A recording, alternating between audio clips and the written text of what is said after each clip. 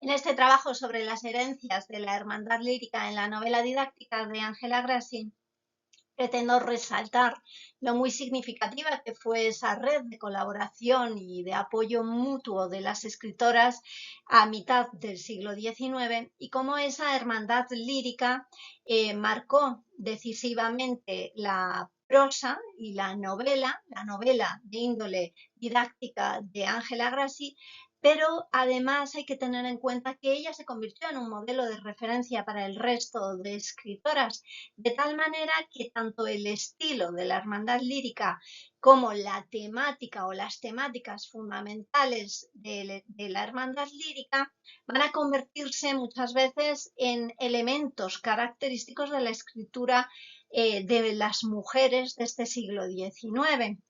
Y de hecho, a veces esa temática, que es la que interrumpe el desarrollo de los acontecimientos, es el lastre por el cual estas novelas en la actualidad muchas veces no son tan leídas, a pesar de lo interesantes que son y fundamentales para entender, como decía, la posición social de las mujeres. Angela Grassi era una escritora que en su momento, como decía, era muy conocida. Ella nació en Italia en 1823, pero lo cierto es que se instaló su familia muy pronto, en 1826, en Barcelona, porque su padre era músico y esa cercanía del mundo del espectáculo también va a marcar a la escritora. Ella se va a formar en el arpa, en el piano, pero además habla francés, habla italiano y hasta estudió para ser maestra, aunque luego no llegó nunca a ejercer esa profesión. Pero como vemos, se trata, por lo tanto, de una formación bastante inusual y completa para las mujeres de aquel siglo. Como decía, va a estar marcada por el mundo del espectáculo, ¿no? Y se hizo conocida porque en el año 1842 se estrenó y se publicó Lealtad a un juramento o crimen y expiación, un drama en 5 actos que se publicitó como escrito por una joven de 15 años, ¿no? En realidad tenía más edad, ¿no? Ese es uno de los elementos propios del romanticismo, cultivando esa idea del niño, o en este caso de la niña prodigio, y de la genialidad de la escritora. Pues vamos a ver, entre otras cosas, cómo la prensa la promociona como una joven de 15 años en 1842, pero también cuando en el mismo año se publique El heroísmo de la amistad o Los condes de Rocabertí, ya una novela, ya la escritora en la prensa aparece incluso más joven, como una joven de 13 años. En cualquier caso, ella comienza a hacerse un hueco en los salones literarios, en las tertulias y en los recitales que muchas veces se realizaban de poesía sobre los escenarios, ¿no? Hasta el grado de que su venida a Madrid en el año 1850 va a aparecer tanto en la época como en el país y la anuncian como la joven poetisa catalana que viene a Madrid. Tanto es así que, por ejemplo, no es de extrañar que en el mundo pintoresco en 1859 ocupara la portada su imagen y una larga biografía.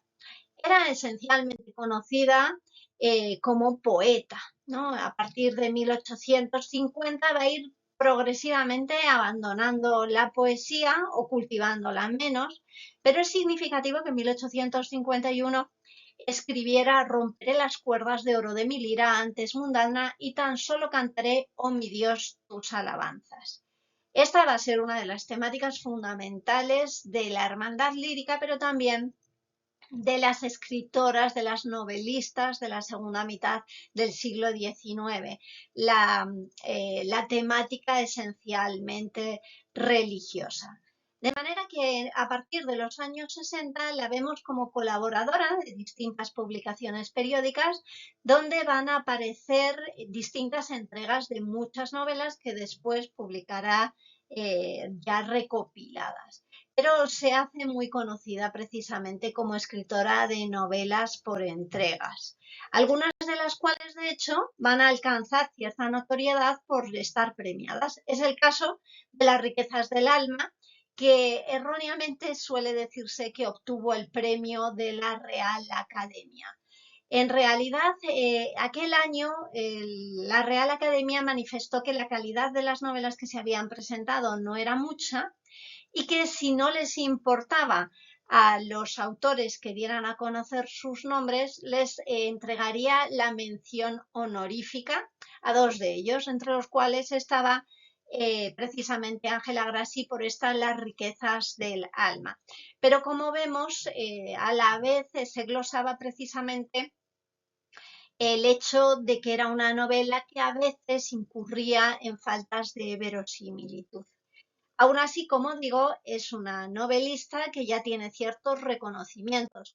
También La gota de agua va a recibir en el año 1875 el premio Rodríguez Cao, y eso va a significar también que aparezca pues alabada en la prensa de la época, y que se glose también cómo recibe el premio en el Paraninfo de la Universidad Central, la actual Universidad Complutense. Pero lo que hizo más conocida a esta escritora fue el hecho de que se convirtió en la directora del Correo de la Moda a partir de la tercera etapa. El Correo de la Moda era una publicación periódica, prácticamente apareció en la segunda mitad del siglo hasta el 93 y desde el 51, y que además se distribuía no solamente por España, sino también en Portugal e Hispanoamérica.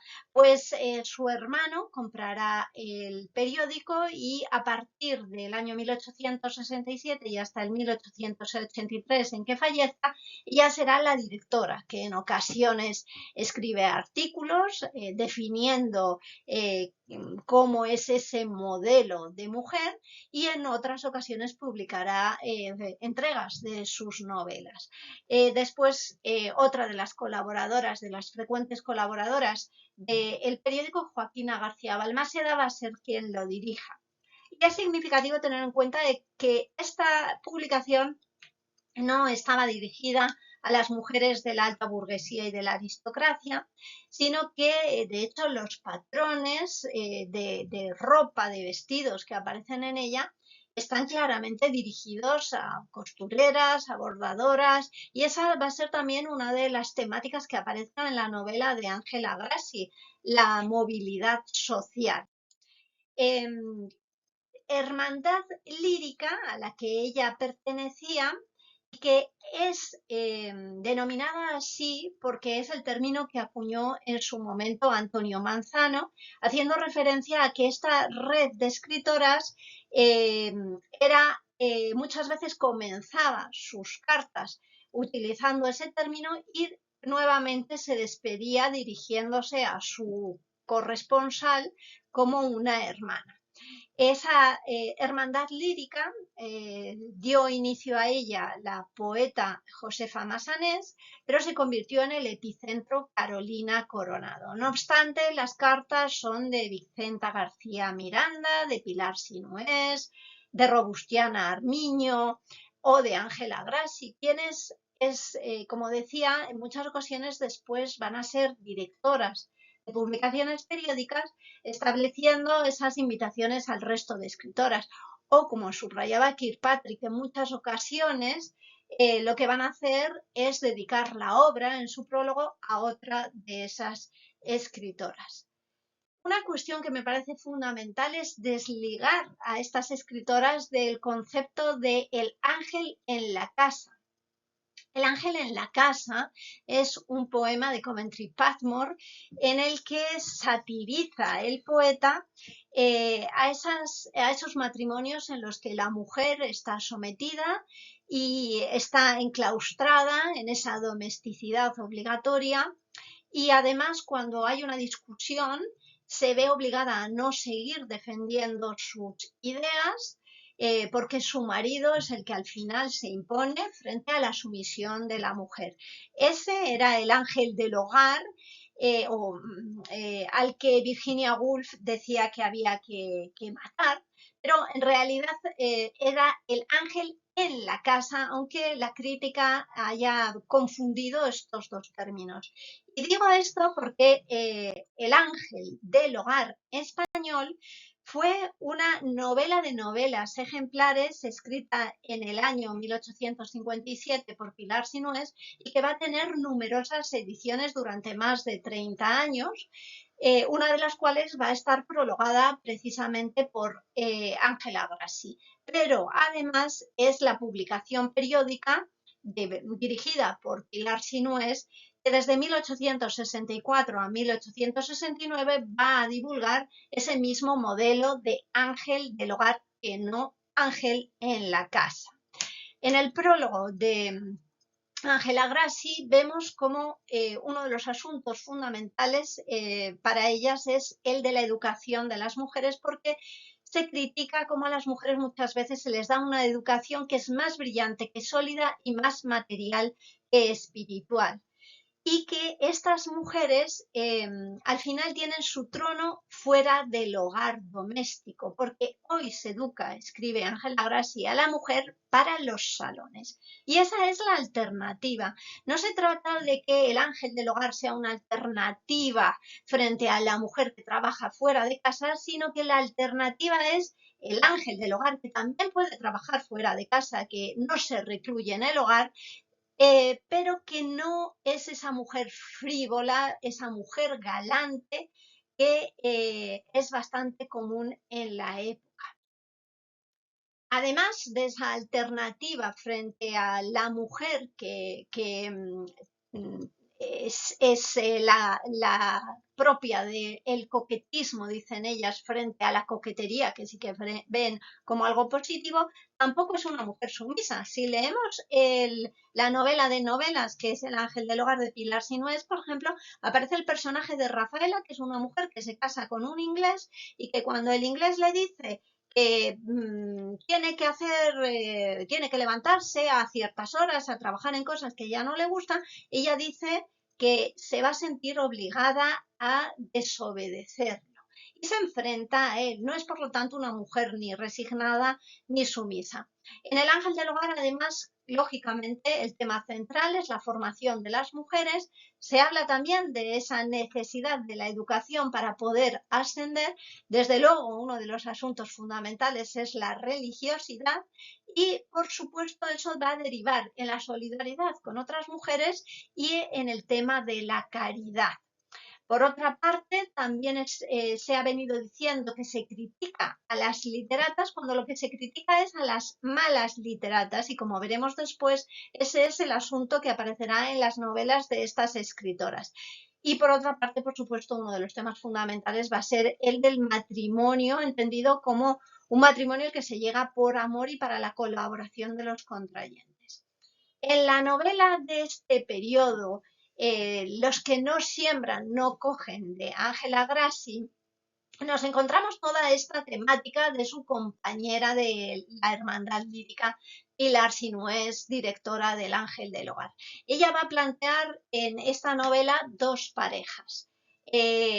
Aquella que es modélica y en quienes vamos a ver los ángeles del hogar, tanto ella como él. Clara va a ser ángel, pero también Dionisio es ángel, y que son una hija y un hijo adoptivo, porque en ellos vamos a ver la proyección de la parábola del sembrador. Frente a la otra pareja, la de la mujer galante que ha triunfado en los salones literarios y que es muy coqueta, que es Emilia, que se enamora de Julián, que es un mal literato que abandona a su familia. Y en este caso es la parábola del hijo pródigo. Hay varios fragmentos de la obra en que se hace referencia tanto a que mi hija Clara y mi noble Dionisio son los ángeles que llevan todo el hogar y lo llevan trabajando. Clara trabaja y también, como decía, la movilidad social es fundamental. Por ejemplo, leemos cómo escribe: bendita, por lo tanto, la civilización moderna que abre las puertas del saber a todas las clases de la sociedad para que todas puedan reportar iguales y justos lauros. La crítica, como decía, es esencialmente a las mujeres de salón. Pero padre, dice en un momento Emilia, ¿para qué sirven esas inútiles plantas que crecen en medio del útil trigo y que para extender su pomposo ramaje roban su savia y su lozanía a la benéfica planta que alimenta al hombre? Cuando esta mujer, Emilia, decida que debe redimirse, es consciente de la importancia que tiene trabajar. Trabajaré, Julián, y aguardaré el día de nuestros felices esponsales mientras viva. Ganará dinero trabajando y para ello estaba resuelta a dar lecciones de música y de inglés y de italiano. Ven cómo es una mujer que no está criticando el quedarse en el mundo externo, sino que es una mujer que desea trabajar también fuera del hogar. Por supuesto, eso sin abandonar el hogar.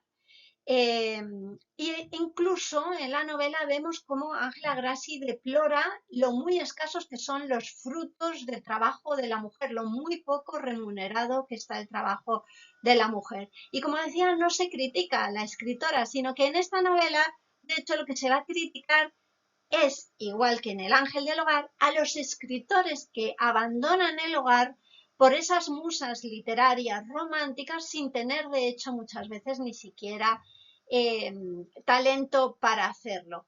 Y por eso es una novela didáctica en todos los aspectos, pero también en este otro. Y por eso Julián acabará mal, acabará sin casarse con Emilia, que se casa con otro hombre, y él se irá de hecho de misionero porque Julián necesita una severa lección que le haga reflexionar sobre su porvenir.